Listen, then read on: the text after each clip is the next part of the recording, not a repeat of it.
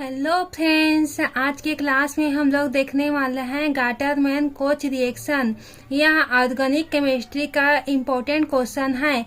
इसी क्रम के अनुसार हम लोग इम्पोर्टेंट क्वेश्चन को ही स्टडी करेंगे फ्रेंड्स। तो आप अपने वीडियो मेरे साथ बनाते रहें और अपना पढ़ाई ऐसी करते रहें। तो आइए स्टार्ट करते हैं आज का क्लास। Gattermann Koch reaction.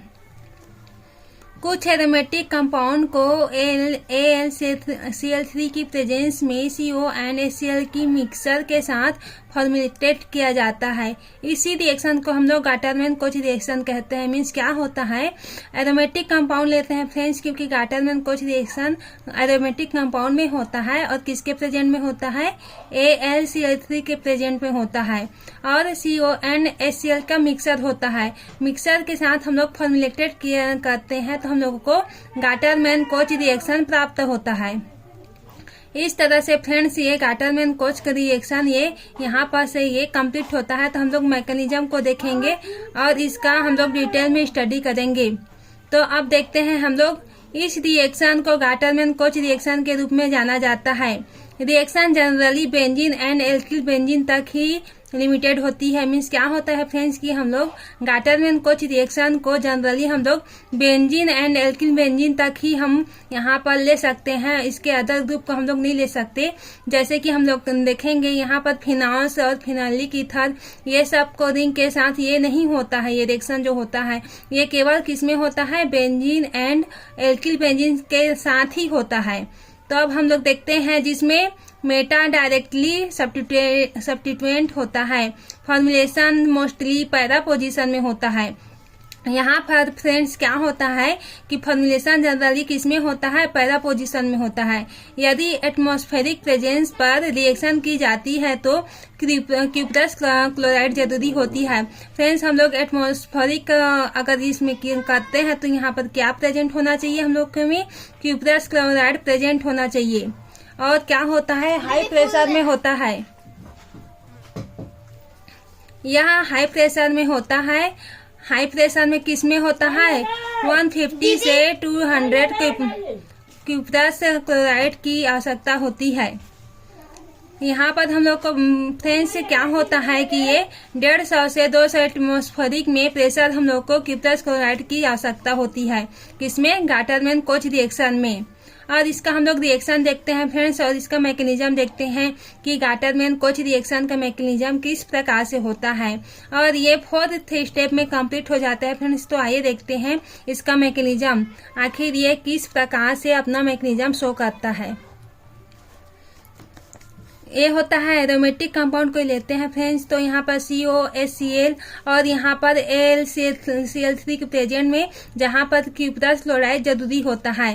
तो ये हम लोगों का क्या प्राप्त होता है, एरोमेटिक AR यहाँ से लेंगे और CO और एक H यहाँ पर RH और CHO यहाँ पर COH यहाँ पर जब कंबाइन होता है तो हम लोग को RCHO प्राप्त होता है।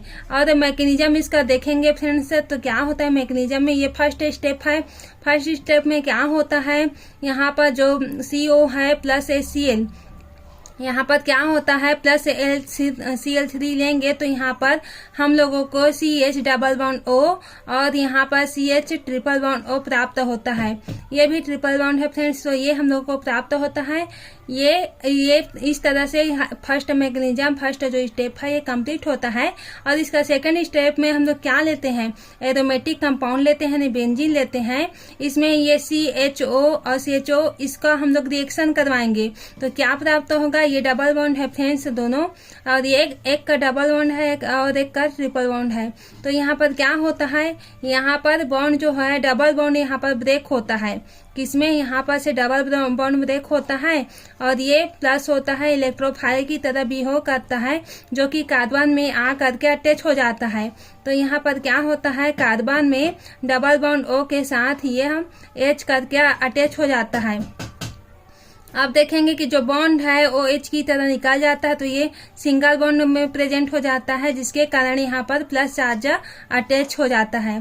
और यहाँ पर क्या होता है -H प्लस, यहाँ पर क्या होता है -H प्लस मीन्स H एक H निकाल जाता है, जिससे यहाँ का बॉन्ड फ्री हो जाता है और ये बॉन्ड फ्री होने के साथ यहाँ पर आ करके ये लग जाता है। इस प्रकार की ये बॉन्ड यहाँ पर से शिफ्ट कर जाता है।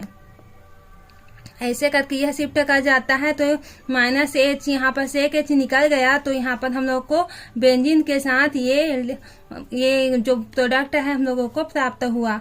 अब इसको हम लोग थर्ड स्टेप में लेंगे। तो थर्ड स्टेप में क्या होता है, H को रिप्लेस करते हैं। किसमें रिप्लेस करते हैं H को, यहाँ पर बेंजीन का हम लोग स्ट्रक्चर जो H है, यहाँ पर ये सिंगल बॉन्ड है तो यहाँ पर ये डबल बॉन्ड में प्रेजेंट होता है। तो ये बेंजीन का जो स्ट्रक्चर यही हम लोग को और प्लस H प्लस के रूप में बाहर निकल जाता है।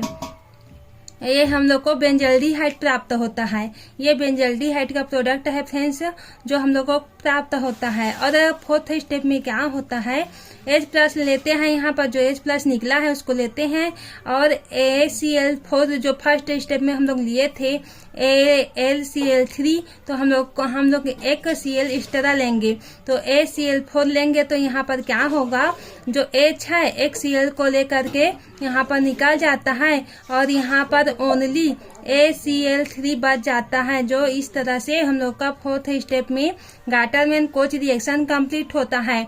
इसी तरह से हम लोग की वीडियो के साथ बने रहना फ्रेंड्स, और अपने फ्रेंड सर्कल में शेयर कर देना, ताकि उन लोगों का भी हेल्प हो सके। आप लोग इसे अच्छे से नोट्स बना लो ताकि आप अच्छे से पढ़ सको। इस तरह से ये नोट्स है फ्रेंड्स।